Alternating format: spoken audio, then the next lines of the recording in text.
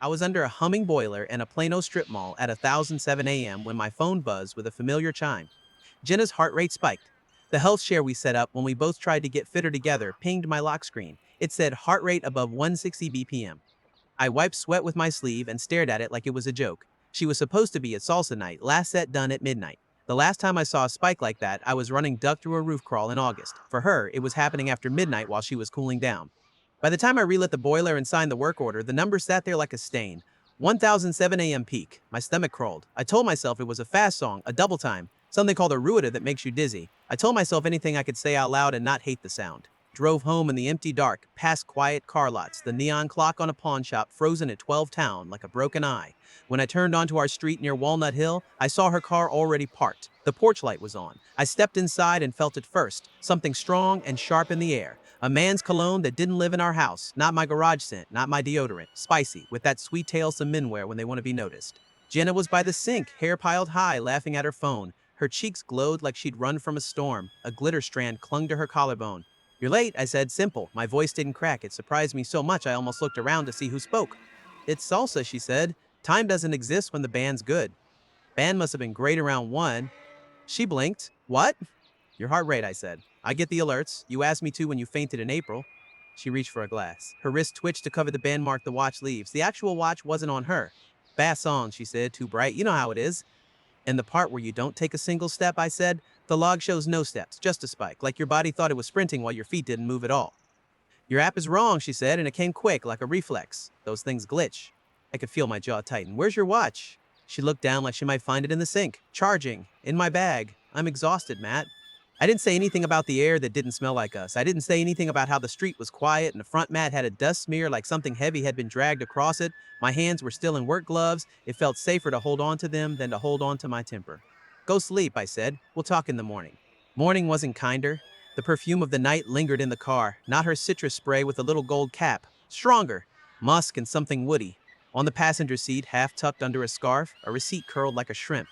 Broken black ink, Cielo Nocturno, 1:49 a.m., 2 mezcal pours, 1 Paloma, 1 cover charge. The address put it 2 doors down from the dance studio she loved. I didn't believe in coincidences that wear door numbers like name tags. I work HVAC. I know machines. Patterns. When something is wrong, the air changes even before the numbers do. The week before, Jenna had been in and out, humming songs I didn't know, phone on Do Not Disturb for practice time. Her friends had names I'd never heard before, Allie from class, Danny from front desk. She'd started keeping her bag zipped like a body. And at night, she wore her hair a different way, something that took time and left a line around her scalp. It was Tuesday when I decided to stop guessing and start looking. The Stillwell parking lot is one of those crowded setups behind a newer brick facade that pretends it's older. The building across the alley holds apartments, slim balconies with metal rails and sunburned plants. The gate in back had a keypad and a sign about visitor parking. There's always a guy in a golf cart in places like that. In this one, his name was Ricky. I know because it was written in marker on his cup. "Morning," I said, leaning on his cart like I had all day. "Hey," he said, eyeing my work shirt. "Y'all doing AC for us today?" "Actually looking for the property manager," I lied. "I think my wife might have left her watch here Saturday night. She dances across the alley. You know the place." He nodded. "Everybody dancing in there these days. Keeps us busy kicking people out of our lot. I find watches around, usually end up in the office." He let me in because I looked official, because I looked like the kind of man who fixes things instead of breaks them. Inside, the heat hit like a wall from the blacktop. Up near the office, a laminated sheet showed tow rules and license plate policies. You want to keep a lot clean in Dallas, you write down who belongs. "Quick one," I said, and I said it like a man who knows he's asking too much. "You ever see a black Civic Plate 7XR? I gave him the rest. "That's my wife's. Trying to map her night. Her phone died. She thinks she lost her watch here." Ricky pursed his lips the way men do when they might be about to break their own small rules. He walked to a screen behind the desk and tapped. "I'm not supposed to, but I'll tell you if it rings a bell. I ain't printing nothing." A map popped up with rows like a chessboard. He scrolled to the timestamp. "Saturday night, huh?" He squinted. "Sunday morning, really. 12:42 a.m., a Civic, yeah, right there." He pointed to Building C, stayed until 2:31. My throat made a sound, air trying to decide if it wanted to be a word. "There a watch?" I asked, because men like me talk about parts when the world is breaking. "In the lost and found?" He shook his head. "No, sir." I let the heat burn my face. I let it brand the time into me like a cattle mark, 12,042 to 2003-1. The exact window between the text I sent, "How's it going?" and the one she sent back, "Great, last song. Headed home soon." The map showed Building C. I looked across the lot. The mailboxes listed names. I scanned fast, hoping for none that I knew. One that should have been nothing stuck anyway. Vargas. L. My wife's messages like to glow when a name started with an L. L is for Leo, the instructor with the perfect hair and the too easy spin she talked about like it was new oxygen. When I got home, I put the receipt on the counter. I waited. Jenna came in like a breeze from a door left open to summer. What's that? She asked. Late night Paloma, I said. 2 mezcal pours. She looked and then looked away. It's not what you think. What is it? Students go to bars after class, she said. You tip the band, you support the scene. It's community. With just one student? I asked. Her mouth pressed flat. I don't like your tone. I don't like your timeline, I said. Your car was at the apartment across from the studio, building C1242 to 2031. Your heart rate spiked to 1007, your steps read 0. It's a false alarm, she said. The app freaked out. I had a panic moment. Leo walked me out. He's a good teacher. He checks on his students. Does he check on them with cologne that doesn't live here? It's a dance studio, Matt, she said, and her voice sharpened. People wear scent. People sweat. Stop turning everything into a crime. When someone you love throws the word crime at you, it lands harder than the concrete truth. I felt the old wiring inside me flare, fix it, prove it, or drop it. That's the loop. I changed the subject because I didn't want to be the man who screams before he knows. I'm on nights the rest of the week, I said. We'll talk Sunday. At work, I bent over compressors and stared at copper pipe and felt angry at how indifferent metal is to your life. It either carries heat or it doesn't. It doesn't lie. It doesn't stand in your kitchen making your name sound like a problem. On Thursday, the studio posted a flyer on Instagram. Jenna had shown it to me the week before with bright eyes. Salsa Social Saturday, special guest, Leo and Marisol. I looked at it again with new eyes and counted the days. 2 sleeps. I decided to be done watching from the outside. That Saturday, I didn't tell Jenna I would swing by the studio after my shift. I didn't tell her that I'd parked far enough away that she wouldn't see the truck and that I'd stand under a streetlight that hummed like a mosquito. The studio's front was all glass, a magician's mirror. Inside, bodies flash. Jenna wore a red skirt I'd never seen, the kind that uses the air to make your legs into a promise. Leo spun her and placed a palm on the small of her back like it was his. He leaned to say something at her ear and her face did a thing, closed and opened at the same time.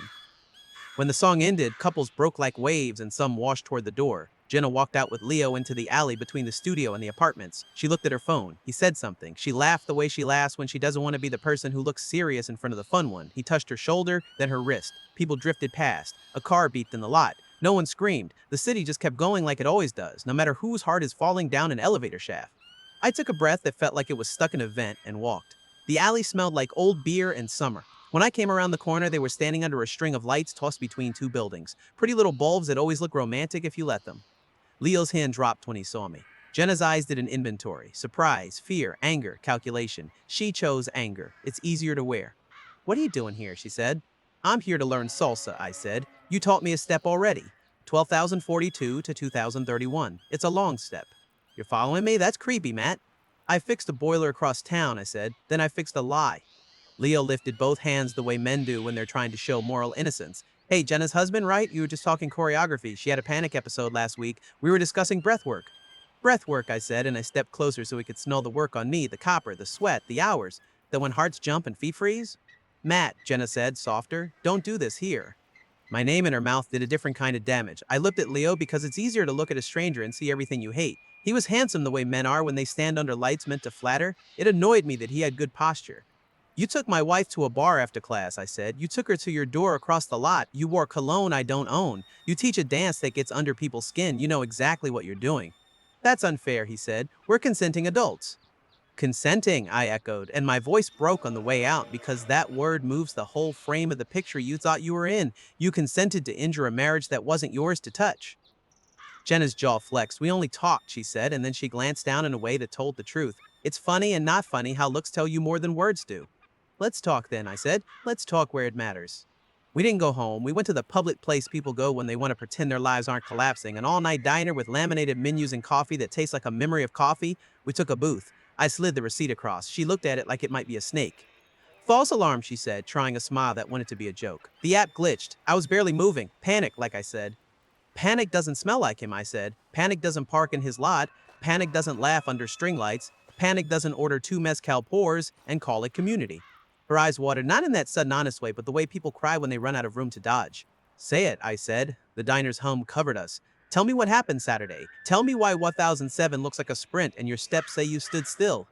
I made a mistake, she said, barely above whisper. It's not. It wasn't supposed to be anything. I felt alive and I haven't felt that way in a long time. My hands went cold even though the little tabletop looked sticky with heat. You danced with a man and wanted his hands to keep answering questions you never asked me, I said, steady. That's not a mistake. That's a decision dressed like a song. She looked at me over the edge of the menu like it was a shield. I was lonely, she said. You're always on nights. You come home smelling like work. You talk about vents and gauges. I wanted to feel seen. I could have reached for her hand across that sticky plastic. I could have blamed myself and said I would talk more about not vents, about things that sound like the movies, but my chest held that heart rate alert like a brand. I thought about men I've seen on calls, sitting on stoops at 2 in the morning while we fixed their restaurant AC, staring into the dark like it told the truth their house didn't. I thought about how nobody lets men say they're lonely without some laugh coming after. What now? I asked. Honest as a burnt wire? You sleeping soon as the song ends? Or you moving to building C? She blinked slow. I don't want to lose you, she said, but her voice had the tremor of someone chasing two trains and not noticing the track split. I want my sleep back, I said. I want my respect back. I can't live asking my phone if my wife is cheating on me. Can we try counseling? She asked. I can stop classes for a bit. You can stop a lot for a bit, I said. I'm going to stop living with a lie. We're separating, effective now. She laughed at the wrong place in the sentence and sobbed in the next. You can't just. I can, I said, and I am. Her next line came out of her like a defense she'd been rehearsing in her head. It was a false alarm. My hand shook, just a little. I put my phone on the table between us. I pulled up the health log, the plateau, the dead flat step count, the little red peak like a roof you jump from. Then I opened the map screenshot Ricky shouldn't have let me see and did anyway because he looked at my face and recognized a man who deserved one straight line in a world of curves. Then why was your car parked under his window from 1242 to 2003-1? I asked. If this is a false alarm, why does everything ring so loud? She didn't answer. That was the answer.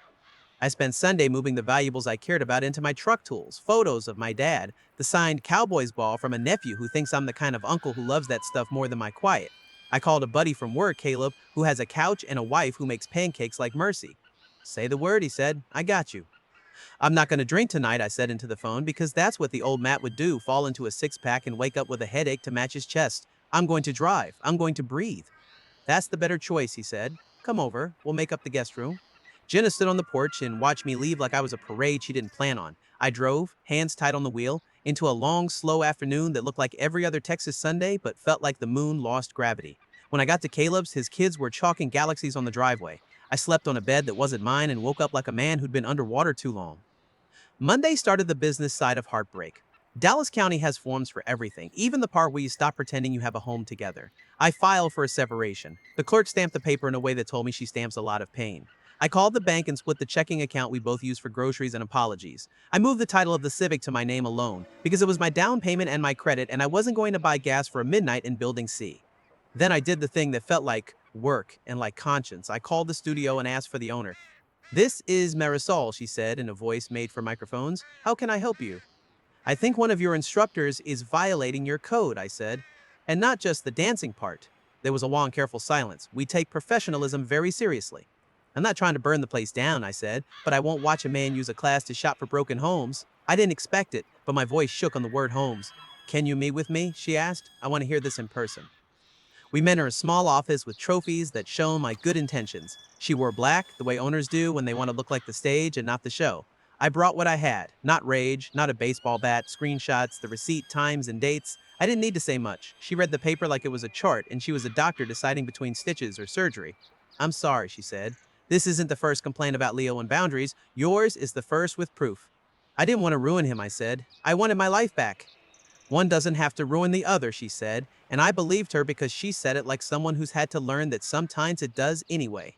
The studio made a public post by Friday. We are committed to a safe and ethical environment. We have parted ways with an instructor who did not meet our standards. They didn't say his name. They didn't have to. Dance friends talk like wind.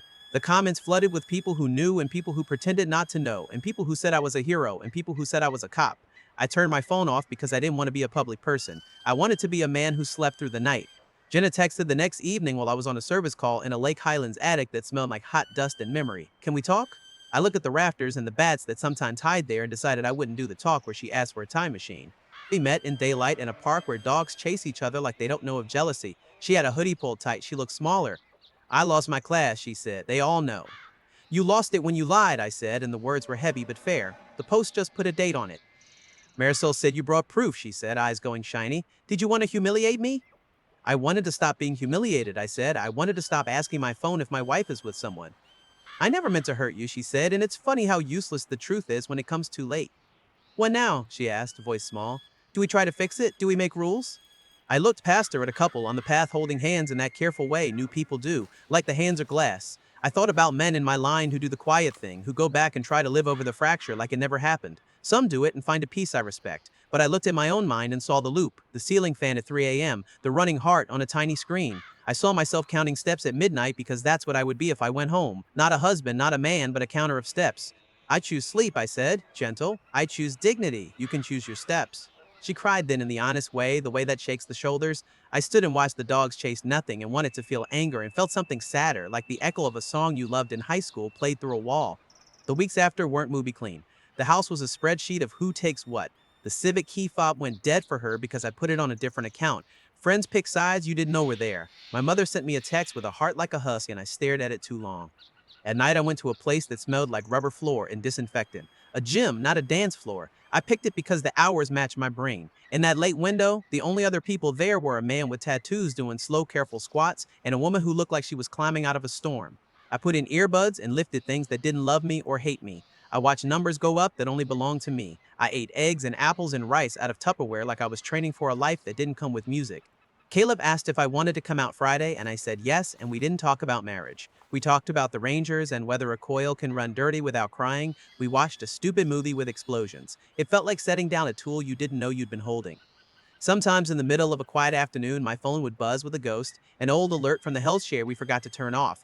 I removed Jenna from my circles one day while eating a sandwich in my truck. It asked, "Are you sure? Like there's a button for any of this." I was at a customer's house off Northwest Highway the following month when I saw Leo on the news feed of a friend of a friend. He was teaching a workshop 2 towns over with a new studio that had no code posted on their website. The caption called him passionate. The comments were the same, a win that says everything and nothing. I didn't feel victory. I didn't feel anything for him. That surprised me. It was a gift I didn't see coming. I did see Jenna once in the cereal aisle months later, both of us reaching for the same brand like a scripted moment. She looked healthy and tired, the way people look when they're trying to be new. We nodded. She opened her mouth like there was a speech inside, then closed it because sometimes mercy is not making two people say the same sorry for the sixth time. On a Sunday, I drove the long loop past the studio out of habit. The string lights were down for winter, the brick looked the same, pretending it was older, the alley was just an alley again. It struck me how places keep their lives after your life leaves them. You're not the story they tell themselves at night. I sleep now. I climb in the bed and I don't check a dashboard to see if my worth is running. The best part is stupid and small, waking up before my alarm and not feeling like I got pushed out of an airplane. I go to work and talk to customers about air like it's holy, because maybe it is when you get yours back. When I pass a mirror, the man I see looks like a person who made a decision and then lived inside it without trying to rewire the whole city. I don't know if I'll love again in that capital letter way. I do know this. I don't flinch when my phone buzzes at 1007 anymore. It's a spam text now usually, or the weather being dramatic on a quiet night. I roll over and let the number pass like a car on the freeway outside the window. Somewhere there is music and someone is spinning under lights that lie a little. Somewhere there is a man or a woman choosing the step that will make a stranger's heart jump. I wish us all better choices. I kept the gym membership. I started running little drills with Caleb's kids in the yard, making up games that burn the bad air out of you. I took a short trip to a lake I hadn't seen since high school and stood on a dock and listened to water talk a language that doesn't care what apartments you park under. I felt the simple pulse of a heart doing what it does when you're not trying to trick it. Steady, honest mind. False alarm, she said that night in the diner, like the words could put the fire out. It wasn't false, it was the truest thing I've ever learned about a marriage. Your body tells on your soul long before your mouth does. I didn't need the tech to prove it. I needed the courage to listen. It turns out that's what dignity sounds like in the dark. Two questions for you. Would you have walked away the first time the numbers didn't match the words? Or would you have tried one more talk? And if you've ever taken back your sleep from someone, what did that first quiet morning feel like? If you want more stories like this, like, comment, and subscribe. It helps a lot.